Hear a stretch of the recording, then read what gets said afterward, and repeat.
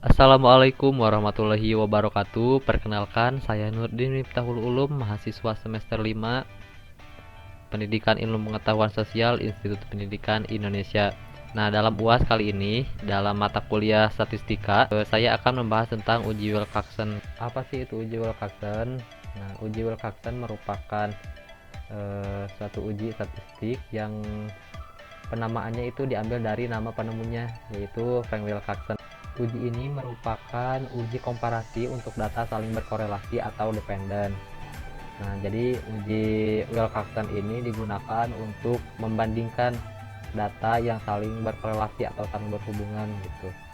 Kemudian uji Wilcoxon merupakan uji yang tergolong ke dalam uji non parametrik ya, untuk mengukur signifikansi perbedaan antara dua kelompok data berpasangan berskala ordinal, tingkatan, atau interval jarak yang berdistribusi tidak normal. Nah, untuk info bahwasannya dalam penelitian perbandingan dua sampel yang saling berhubungan dalam statistik itu kan ada tiga ya. Yang pertama ada uji T, kemudian ada uji Z, dan uji Wilcoxon. Nah, jika data yang saling berhubungan tadi itu berdistribusi normal, itu bisa menggunakan uji Z dan uji T gitu.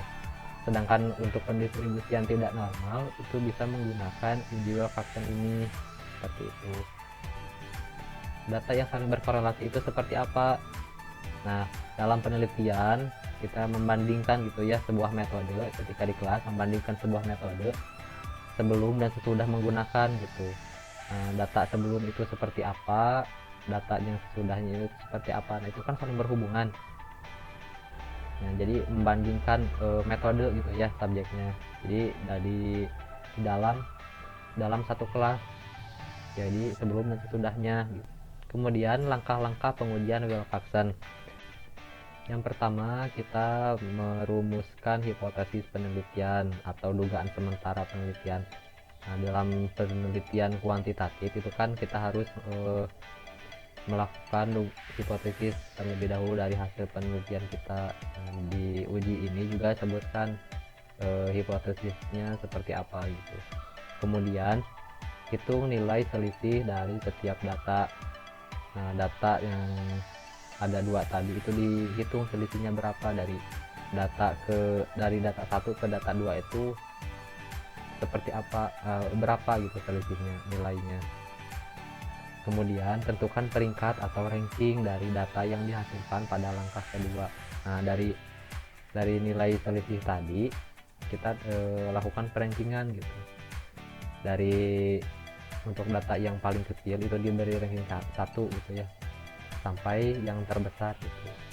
Kemudian pisahkan nilai ranking positif dengan negatif dan kemudian jumlahkan. Nah, setelah melakukan rankingan itu kan ada yang negatif dan ada yang positif gitu. Karena kita pisahkan terlebih dahulu ranking yang bernilai positif dan bernilai negatif gitu. Kemudian jumlahkan yang positif berapa, yang negatif berapa. Kemudian hitung nilai statistik Wilcoxon atau W hitungnya, yaitu nilai yang diambil dari jumlah ranking terkecil. Tadi kan ranking tersebut dijumlahkan ya, yang paling kecil. Nah, itu jadi W hitungnya. Kemudian jika banyak data kurang dari atau sama dengan 25 pasang, maka bandingkan langsung saja W hitung dengan W tabelnya dengan menggunakan kriteria H0 diterima jika W hitung lebih besar daripada W tabel. Nah, seperti itu. Baik, selanjutnya kita lanjut ke latihan pengujian Wilcoxon-nya.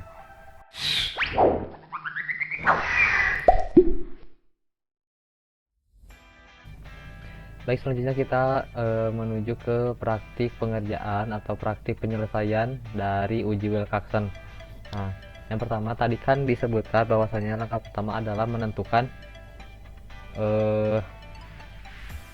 hipotesis. Nah, di sini H0-nya adalah tidak terdapat perubahan signifikan kenaikan berat badan dengan obat penggemuk AIUEO. Sedangkan H1 atau HA-nya itu terdapat perubahan signifikan kenaikan berat badan dengan obat penggemuk AIUEO. Nah, untuk alfanya itu 5% atau 0,05. Selanjutnya kita lanjut ke angka kedua ya, menentukan selisih. Nah, menentukan selisih dari data yang ini. Data sebelum dan sesudah itu selisihnya dihitung. Ya, selisih. Kita tulis dulu selisih. Nah, untuk menentukan selisih kita bisa gunakan pengurangannya. Jadi sesudah data yang sesudah ini dikurang data yang sebelum, sama dengan dikurang enter 12. Nah, udah ketemu selisih dari 56 dan 68 itu adalah 12. Nah, kemudian kita drag ke bawah.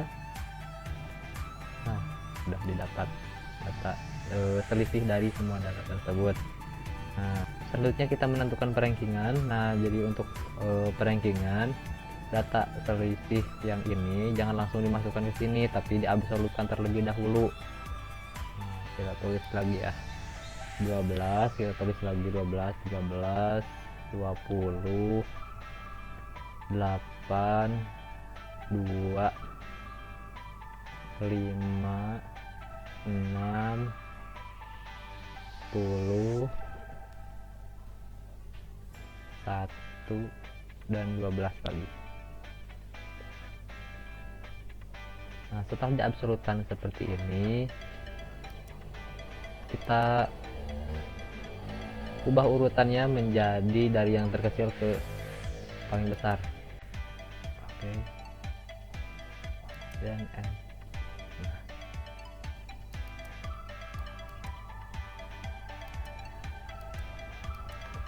Setelah itu kita ke data ini,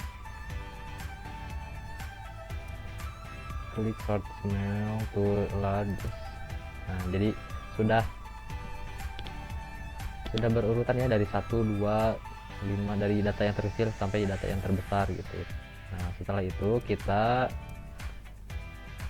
lakukan ranking. Nah, ada ranking jadi ranking asli dulu. Ranking asli itu kan 1, 2, 3, 4, 5, 6, 7, 8, 9, 10, karena datanya kita ada 10 ya, jadi 10.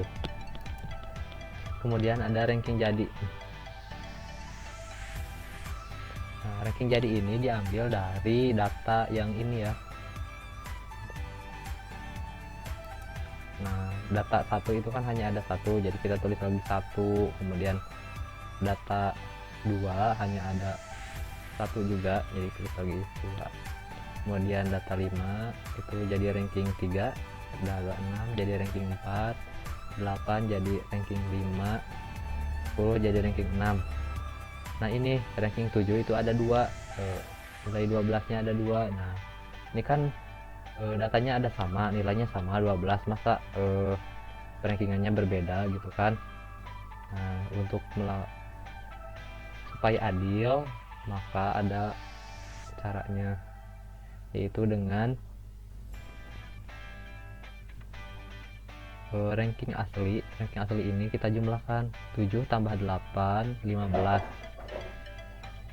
Nah, setelah itu dibagi 2 dari data ini, karena data yang sama itu kan ada 2. Nah, dibagi 2 ya. Jadi 15 dibagi 2 adalah 7,5. Jadi ranking data 12 itu jadi rankingnya adalah 7,5 juga. Kemudian yang data 13 itu ranking 9, 10. Nah, sudah. Setelah itu kita pindahkan ranking jadi ini ke ini. Ranking data 12 itu kan tadi ranking jadinya adalah 7,5 ya, 7,5. Kemudian ranking data 13 itu rankingnya jadi 9, 20 jadi 10,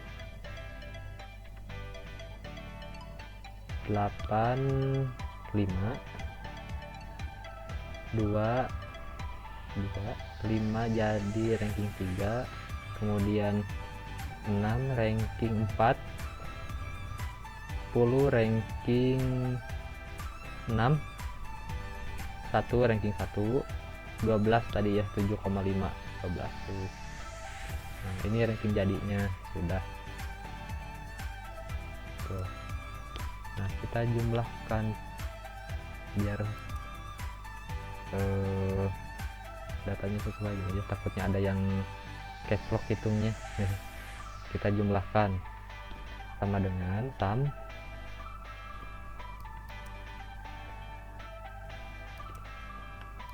drag ke bawah. Nah 55 betul ya, 55. Nah kemudian setelah ranking juga sudah ada, kita pisahkan data yang bernilai negatif dan data yang bernilai positif gitu ya. Kita pisahkan positif, data yang negatif.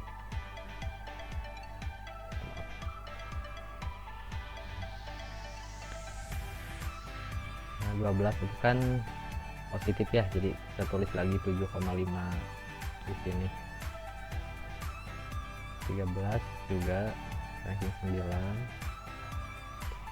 20 positif jadi ranking 10. Ini negatif ya 8 nya, jadi di sini pindahkan 2 positif, 5 negatif ya, ranking 3. 6 ranking 4 positif, 10 ranking 6 negatif, 1 positif, kemudian 12 ranking 7,5.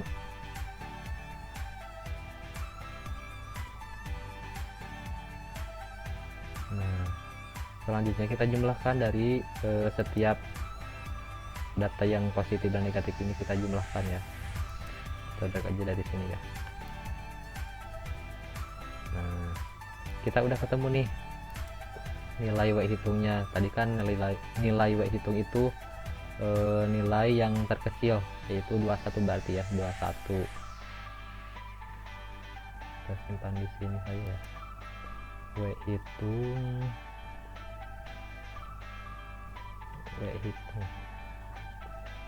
21,5, 21,5. Selanjutnya kita menentukan W tabel. W tabel itu bisa kita lihat dari tabel Wilcoxon. Nah, untuk bisa melihat tabel Wilcoxon itu kan kita harus tahu ya nilai alfa dan jumlah n. Oke, kita lihat tabel Wilcoxon-nya. Ini kita lihat nih ada alfa 0,05.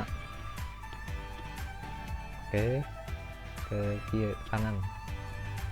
Selanjutnya ada N10 kan di bawah. Kita ke kanan, lihat akurasinya. Nah, jadi kita lihat di sini ada 8, berarti W tabelnya adalah 8. W tabel 8 sudah, berarti sudah ketemu ya. Jadi kita bikin kesimpulan aja. Kesimpulannya adalah H0 diterima jika W hitung lebih dari W tabel. Nah W hitung itu kan lebih besar nih, 21,5, sedangkan W tabelnya adalah 8. Maka kesimpulannya adalah H0 diterima. H0 diterima ya. Jadi tidak terdapat perubahan signifikan kenaikan berat badan dengan menggunakan obat penggemuk HIUEO. Pengerjaannya selesai sampai di sini ya. Jadi sudah diketahui bahwasannya obat HIUEO itu tidak terdapat perubahan signifikan ya dari sebelum dan sesudah menggunakannya. Sekian, terima kasih.